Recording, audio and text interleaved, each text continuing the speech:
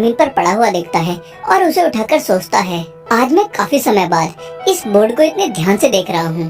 फिर हमें फ्लैशबैक दिखाया जाता है जिसमें गिल्ड मास्टर नूर को एडवेंचरर बनाने से साफ मना कर देता है, क्योंकि सारे ट्रेनिंग स्कूल्स में ट्रेनिंग करने के बावजूद भी नूर कोई भी अच्छा स्किल नहीं सीख पाया। और छोटा नूर फिर काफी उदास होकर गिल्ड से बाहर जाता है और गिल्ड के बोर्ड को काफी ध्यान से देखता है। और अब प्रेजेंट में नूर कहता है, मैंने कभी नहीं सोचा था कि मैं दोबारा अपने मास्टर से मिल पाऊंगा, और आखिरी बार मैं उनसे 15 साल पहले मिला था। फिर हमें 15 साल पहले का फ्लैशबैक दिखाया जाता है जिसमें छोटा नूर स्वॉर्ड मास्टर के पास तलवारबाजी की कलाई सीखने के लिए पहुंचता है। स्वॉर्ड मास्टर कहते हैं, तुम तलवारबाजी सीखना चाहते हो, और क्या ये करने के लिए तुम्हारे पास एडवेंचरर गिल्ड का परमिट है? नूर गिल्ड से मिला हुआ परमिट दिखाता है, जो देखकर स्वॉर्ड मास्टर कहते हैं, ट्रेनिंग काफी हार्ड होने वाली है, और क्या तुम इसके लिए तैयार हो? नूर हाँ कहता है। और अब ट्रेनिंग के 3 दिन बाद स्वॉर्ड मास्टर नूर को देखकर सोचते हैं, इसकी किस्मत अच्छी है कि ये यहाँ पर 3 दिन तक टिक पाया। और अब ट्रेनिंग के 10 दिन बाद स्वॉर्ड मास्टर नूर को देखकर सोचते हैं, इस बच्चे के जज्बे को हल्के में नहीं लिया जा सकता, क्योंकि आज ट्रेनिंग के 10 दिन हो चुके हैं। फिर अगली ट्रेनिंग में स्वॉर्ड मास्टर स्टूडेंट्स पर एक रस्सी से बंधा हुआ बहुत बड़ा पत्थर गिराते हैं, लेकिन स्टूडेंट पत्थर को पैरी करने के बजाय उसे उछलकर डॉज करते हैं। लेकिन जब नूर की बारी आती है तो पत्थर को डॉच नहीं करता, बल्कि पैरी करके साइड में उड़ा देता है। लेकिन ये करने से नूर के कंधे में झटका लग जाता है, जिससे वो अपने घुटनों पर आ जाता है और उसके हाथ से तलवार भी छूट जाती है। ये देखकर स्वॉर्ड मास्टर कहते हैं, तलवार कभी भी हाथ से नहीं छूटनी चाहिए, क्योंकि दुश्मन तुम्हारे तलवार उठाने का इंतजार नहीं करेगा।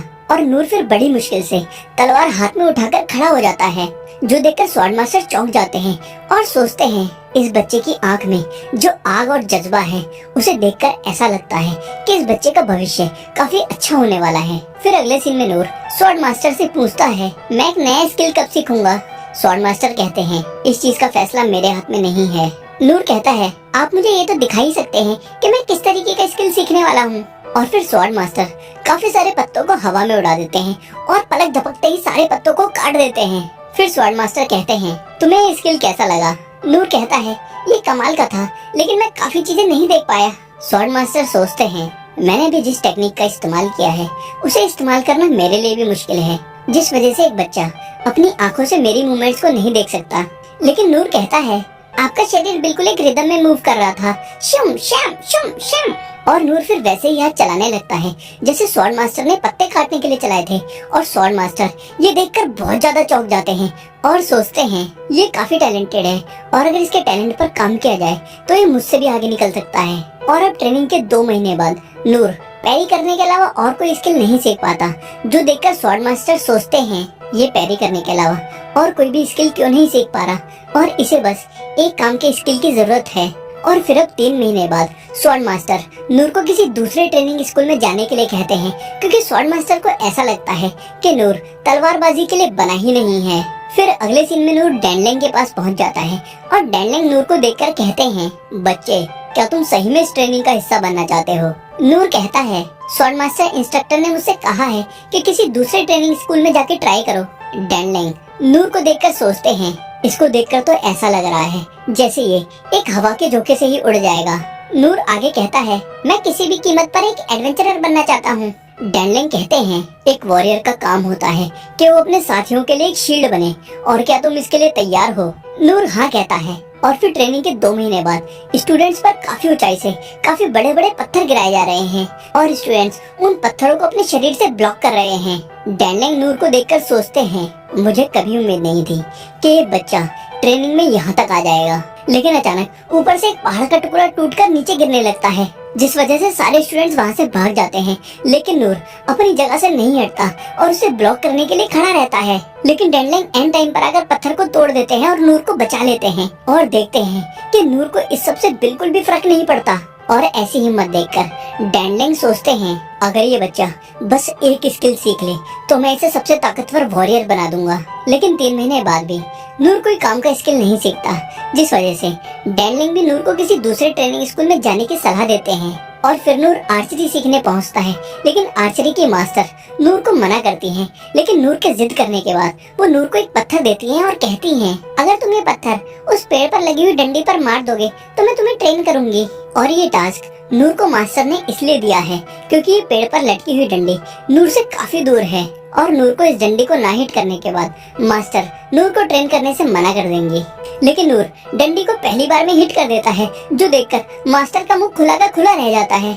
मास्टर कहती हैं डंडी को दोबारा हिट करो। नूर दोबारा हिट कर देता है।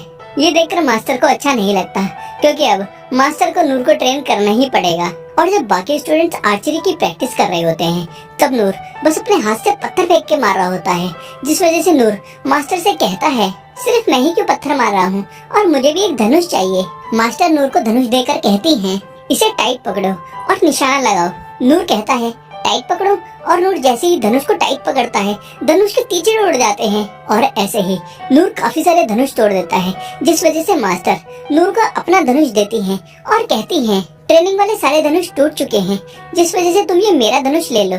और सोचती हैं मेरा धनुष इससे नहीं टूटने वाला, चाहे इसे कितना भी कस के पकड़ ले। लेकिन नूर ये धनुष भी तोड़ देता है, जिस वजह से मास्टर नूर को बस पत्थर फेंकने के लिए कहती हैं। और अब ट्रेनिंग के 2 महीने बाद मास्टर नूर से पूछती हैं तुमने ऐसे पत्थर फेंकना कहाँ से सीखा। नूर बताता है मैंने खुद से सीखा है और इससे मैं उन रंग बिरंगे पक्षियों का शिकार करता हूँ जो आसमान से सीधा आकर खरगोश पर हमला करते हैं। ये सुनकर मास्टर सरप्राइज हो जाती हैं और सोचती हैं उस पक्षी का शिकार करना एक ट्रेन हंटर के लिए भी आसान काम नहीं है, हालांकि मैं ये काम आंख बंद करके भी कर सकती हूँ। और अब ट्रेनिंग के 3 महीने बाद मास्टर नूर को यहाँ से जाने के लिए कहती हैं और फिर नूर थीफ मास्टर के पास पहुँच जाता है। थीफ मास्टर कहते हैं तुम जरूर नूर हो और तुम्हारे बारे में मैं पहले भी सुन चुका हूँ, इसलिए मेरे साथ आओ, हम अभी ट्रेनिंग शुरू करेंगे।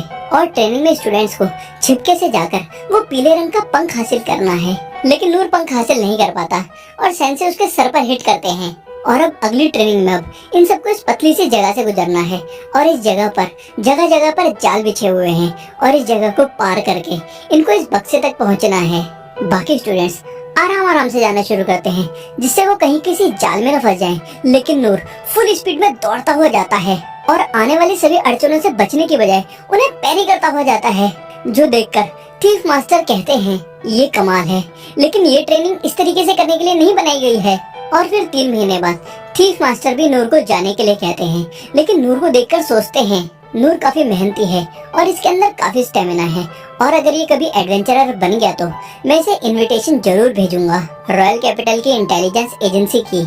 और फिर नूर ओकेन के पास पहुंचता है जो मैजिक मास्टर हैं, लेकिन ओकेन के पास 2 महीने ट्रेनिंग करने के बाद भी नूर के अंदर कोई इम्प्रूवमेंट दिखाई नहीं देता। ओकेन कहते हैं लगता है तुम्हारे शरीर में माना बह नहीं रहा है, जिस वजह से तुम्हें मैजिक करने में काफी दिक्कत आ रही है। नूर पूछता है मेरे अंदर माना क्यों नहीं बह रहा है।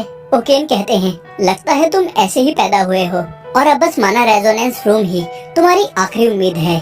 नूर कहता है ये माना रूम क्या है और मैं एक बार इसे जरूर ट्राई करना चाहूंगा। ओकेन कहते हैं तुम ये कर सकते हो, लेकिन जैसे ही तुम्हें ज्यादा हार्ड लगे तो तुम्हें इसके अंदर से निकल जाना है। और अब जब काफी देर बाद ओकेन को पता चलता है कि नूर अभी भी माना रेजोनेंस रूम में ही है, तो ओकेन नूर की तरफ भागते हुए जाते हैं और कहते हैं ये रूम इंसान की सेंसेस को काफी बढ़ा देता है और नूर उसके अंदर काफी दिनों से है और अगर हमने ध्यान नहीं दिया तो उसकी जान भी जा सकती है। और ओकेन जैसे ही माना रेजोनेंस रूम में पहुंचते हैं तो देखते हैं कि नूर बिल्कुल चिल है। ओकेन पूछते हैं तुम ठीक तो हो ना और तुम्हारी बॉडी में कोई दिक्कत तो नहीं हुई। नूर कहता है मुझे कोई दिक्कत नहीं हुई और आप मुझे अभी ध्यान लगाने दो। और नूर फिर ओकेन को रूम से बाहर निकाल देता है। और अब मैजिक की ट्रेनिंग करने के 3 महीने बाद भी नूर ने बस एक ही स्किल सीखा है और वो है टाइनी फ्लेम। ओकेन कहते हैं तुमने टाइनी फ्लेम सीख लिया, ये भी तुम्हारे लिए काफी बड़ी बात है, क्योंकि जिनके अंदर मैजिक करने की कैपेबिलिटी नहीं होती वो ये भी नहीं सीख पाते। और नूर दूसरी उंगली में भी टाइनी फ्लेम जला देता है, जो देखकर ओकेन शॉक हो जाते हैं और कहते हैं ये 2 मैजिक एक साथ इस्तेमाल कर रहा है और मुझे यहाँ तक आने में 50 साल लग गए थे, लेकिन इसने ये बस 3 महीने में ही कर लिया। नूर थोड़ा उदास होकर कहता है लेकिन इससे भी मैं एक एडवेंचरर नहीं बन पाऊंगा। और फिर नूर हीलिंग मास्टर के पास पहुंचता है और हीलिंग मास्टर नूर से पूछते हैं क्या जब तुम एक छोटे बच्चे थे तब तुम राइट ऑफ ब्लेसिंग का हिस्सा बने थे। नूर पूछता है ये राइट ऑफ ब्लेसिंग क्या होता है। मास्टर कहते हैं जो स्टूडेंट अपने बचपन में राइट ऑफ ब्लेसिंग का हिस्सा बने थे सिर्फ उन्हीं को यहाँ पर ट्रेनिंग मिलती है। नूर कहता है जब तक आप मुझे ट्रेन नहीं करोगे मैं यहाँ से नहीं जाऊँगा।